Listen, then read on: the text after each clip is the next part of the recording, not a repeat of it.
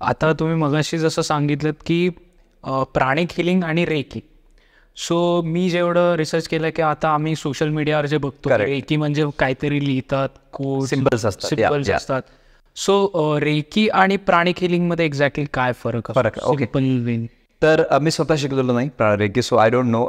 तर म्हणजे मी स्वतः तो व्यक्ती आहे का की जो खूप चांगल्याने सांगू शकेल तर नाही. बट मी आज गेल्या 12 वर्षापासून प्राणिक हिलिंग शिकवतोय आणि ह्या माझ्या जर्नीमध्ये हजारो लोक शिकून गेलेले आहेत. आणि त्या जर्नीमध्ये बरेचसे लोक जी रेकी ग्रँडमास्टर आहेत किंवा रेकी मास्टर आहेत ते शेती पण शिकून गेलेली आहेत. मी त्यांच्या अनुभवावरून सांगतोय जे आता सांगणार मी. Just given disclaimer first. Yes. Okay. तर पहिला जो मेन डिफरन्स आहे तो म्हणजे रेकी ही कालांतराने बदलत गेली. कारण की त्याच्यामध्ये असं ना खूप असं बेसिक डॉक्युमेंटेशन नाही आहे की हाच पुस्तक रेफर करायचं सगळ्यांनी खालीपर्यंत. राईट. म्हणजे वर्षानुवर्ष जसं आता आपला मॅथ्सचा सिलेबस असतो. Syllabus is fixed. Right. Principles are fixed असतात आपले. राईट. गणितामध्ये आपलं पुस्तक पण सेट असतात की टेक्स्टबुक आहे फॉलो करायचे.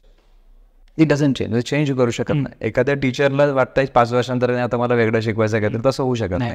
म्हणजे एक्झाम्पल वेगळे राहू शकतील बट प्रिन्सिपल्स तेच राहतील. तर तसं प्राणिक हिलिंगमध्ये जे रेकीमध्ये नाही आहे. प्राणिक हिलिंगमध्ये जे फाउंडर होते त्यांनी काय केलं, त्यांना माहिती होतं की कालांतराने बाय द वे प्राणिक हिलिंगचे फाउंडर जेफ मास्टर जॉकॉक्सुई ते खूप ग्रेटफुल आहेत प्राणिक रेकीसाठी की त्यांना असं वाटतं की नाही ह्या थेरपीने खूप आधी सुरुवात केली आणि त्याने खूप चांगलं काम केलं बट कालांतराने काय त्याची प्युरिटी मिसिंग झाली. ओके. कारण हे रेकीमध्ये काय होतं, जर मी एक सर्टन लेवलपर्यंत कोर्सेस केले देन मी ट्रेनर बनतो by default. Then I can start teaching आणि then again there is no doubt जे मी शिकलो ज्याच्यातून मला जे आठवतं त्याच्या बेसिसवरती मी शिकवणार. नाव आय आस्क वन क्वेश्चन. आता आपण गणित शिकलो क्लासमध्ये, इमॅजिन, किंवा आपण केमिस्ट्री शिकलो क्लासमध्ये. राईट. आता इमॅजिन की there is no textbook but आता whatever you learn from your teacher, आता तू जेव्हा टीचर बनशील तर तू ते जे आठवतं त्याच्या बेसिसवरती शिकवशील. मग ते नेक्स्ट जनरेशन पण सेम करणार. आता याच्यामध्ये कालांतराने काय होत जाणार, चेंज होत राहणार. राईट. काहीतरी जे कामाच्या गोष्टी कदाचित मिस होतील ज्या शिकवल्या पाहिजे, काहीतरी कोणतरी आपलं स्वतःचा ऍड करेल. राईट. तर ह्या गोष्टी झाल्या. प्राणिक हिलिंगमध्ये असं झालेलं नाही कारण की मास्टर जॉकॉक्सन यांनी प्रत्येक देशात क्वालिटी कंट्रोलसाठी ऑर्गनायझेशन सेटअप केली पहिले. अच्छा. आणि एक चॅरिटेबल ऑर्गनायझेशन जे चॅरिटी करतं चांगलं काय ते जे पण उत्पन्न येतं everything is goes to non profit ऑर्गनायझेशनला जातं आणि ते मग चांगल्यासाठीच वापरलं जातं. बट क्वालिटी कंट्रोलसाठी ऑर्गनायझेशन एस्टॅब्लिश केली, त्याच्यामुळे there is a fees also. आणि मग काय केलं की आज मी ट्रेनर आहो तर मी काही पण शिकवू शकत नाही. मला पण दर काही वर्षानंतर एकदा मला रिवाईज करावं लागतं की मी काय शिकवतो ते बरोबर आहे की नाही आहे. ओके. म्हणजे I go through the training almost every year. I go through the training की मी जे शिकवतो मी तेच शिकवायला पाहिजे. मी काहीतरी नवीन ऍड केलेलं नाही आहे. ओके. एक्झाम्पल्स वेगळे राहतील, अनुभव वेगळे राहतील but principles remain the same. Revision म्हणतो. एक्झॅक्टली. तर आज मी प्राणिक हिलिंग भारतात शिका, आज तुम्ही प्राणिक हिलिंग दुबईला जाऊन शिका किंवा US मध्ये जाऊन शिका. फीज वेगवेगळी राहील बिकॉज इकॉनॉमिकल स्टेटस प्रत्येक कंट्रीचा वेगळा राहील. बट जो कॉन्टेंट आहे तो एक्झॅक्ट सेम राहील. बरं.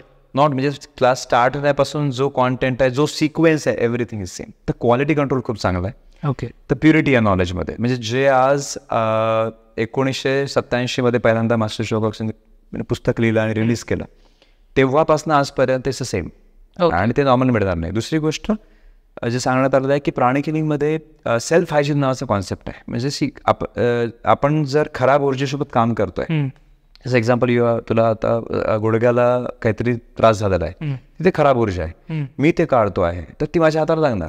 लाईक जसे सर्जन आता सर्जरी करतात, वुंड सोबत काम करतात, इन्फेक्शन सोबत काम करतात, ते वेअर ग्लव्स, हात सॅनिटाईज करा, स्वतःला प्रॉपर शील्ड करा. तर याच गोष्टी प्राणिक हिलिंगमध्ये पण आहेत. बरं एनर्जी लेवलवरती की एनर्जी हायजीन म्हणून आपण तसं त्याच्यामध्ये फिजिकल हायजीन आहे, याच्यामध्ये एनर्जी हायजीन आहे. हे 2 इम्पॉर्टंट कॉन्सेप्ट आहेत.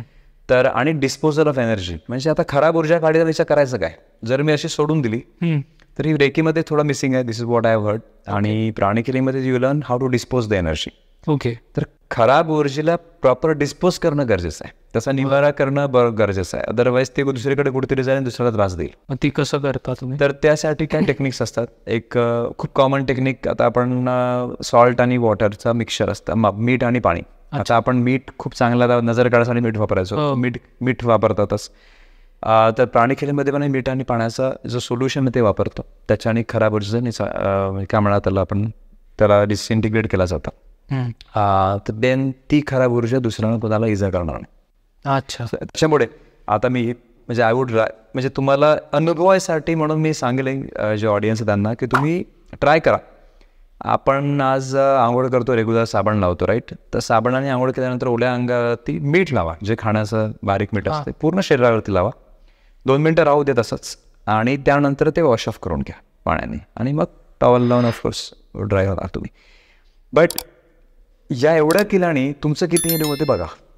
ओके, ते मिठाची प्रॉपर्टी आहे, ते आपल्या जे काय म्हणायचे, आपल्या आजोबा पंजोबा सगळ्यांना, आजी पणजी यांना माहिती होतं, त्याच्यामुळे ते मीठ वापरायचे. दात घासायसाठी पण मीठ वापरायचे. आता टूथपेस्ट मी मग परत दाखला, बट हे आधी होतं ह्या गोष्टी, राईट? तर मिठाने आंघोळ करून बघा, तुम्हाला कळेल. म्हणजे दिस इज म्हणजे एक टेक्निक आहे प्राणी खिलीमध्ये, जे आम्ही सांगतो पेशंट्सना पण, ओके, की मिठाने आंघोळ करा साबणासोबतच. तुमच्या शरीरावरती जी ऊर्जा आहे खराब, ती ऊर्जा पण निघून जाते. जसं फिजिकल सोप काय करते आपल्याला, आपल्या शरीरावरती जो मड असेल, डस्ट असेल, तो निघून जावा, डेड सेल्स निघून जाव्या, ते इझिली लूज व्हावं. तिचं एजंट आहे, एका टाईपचा क्लिनिंग एजंट आहे. त्याचप्रमाणे सॉल्ट हा एनर्जी लेवलवरती क्लिनिंग एजंट सगळं काम करतो. ओके, मिठाने आंघोळ केलं तर छोटे मोठे पेन आहे, छोटा मोठा थकवा आलेला आहे, रेग्युलर काम स्ट्रेसफुल असतो, तो इट विल ऑल गो. आता छोटी गोष्ट आम्ही सांगतो, बरेचसे लोक ट्राय करत नाही, बट ट्राय करा. म्हणजे विश्वास करू नका, पहिले ट्राय करा, खरंच असं होतंय का, then you come to us. त्याच्यानंतर तुम्ही म्हणा की नाही, ह्या विजयने जे सांगितलं it is working, then you come to us. पण याला किती ड्युरेशन असतं, की मला पहिल्या ह्याच्यात तुम्हाला डिफरन्स जाणवेल. That is what I am promising right now. म्हणजे एकाही वॉशमध्ये, एकाही सॉल्ट वॉटर बाथमध्ये तुम्हाला डिफरन्स जाणवेल की नाही, रेग्युलर आणि आज हे there is a change, right? म्हणजे आपण म्हणजे काय म्हणणार त्याला, त्याचा गुणात्मक जो डिफरन्स आहे तो तुम्हाला जाणवेल. बरं, अंतर. क्वांटिटेटिव्हली त्याला वेळ लागेल, परत जास्त. अरे नाही, किती होतं, मी कम्पेअर करू शकतोय का, तर मे बी नाही पहिल्या दिवशी, but you will not be able to share. म्हणजे शेअर नाही करू शकणार की किती डिफरन्स वाटतो, but you feel that, right? Okay, depends होतं कसं लाईफ आहे त्याच्यावर डिपेंड करतं. कोणाला जास्त स्ट्रेस असेल त्याला एकदम लवकर डिफरन्स दिसेल, त्याप्रमाणे, राईट? म्हणजे कसं होतं ना, एखादी जागा जर खूपच खराब घाण झालेलं आहे, तुम्ही थोडं जरी साफ केलं तर खूप जास्त डिफरन्स दिसेल, राईट? बट थोडं फारच असेल तर then you need to put more effort, म्हणजे त्याला दाखवायसाठी की चांगली झालेली. पण जर तुम्ही 8 दिवस घेतलात, then you stop it again. Experiment करा की 8 दिवस रोज घ्या, नंतर थांबवून द्या. 8 दिवस घ्यायचंच नाही, मग then you again go back to the old. म्हणजे परत जाणार आपण, अरे नाही आता जमा होतं खराब एनर्जी परत शरीरामध्ये. देन यू म्हणजे आपल्याकडे स्वतः स्टडी करून, कम्पेअर करून कन्क्लुजनवरती येण्यासाठी डेटा राहील तेव्हा.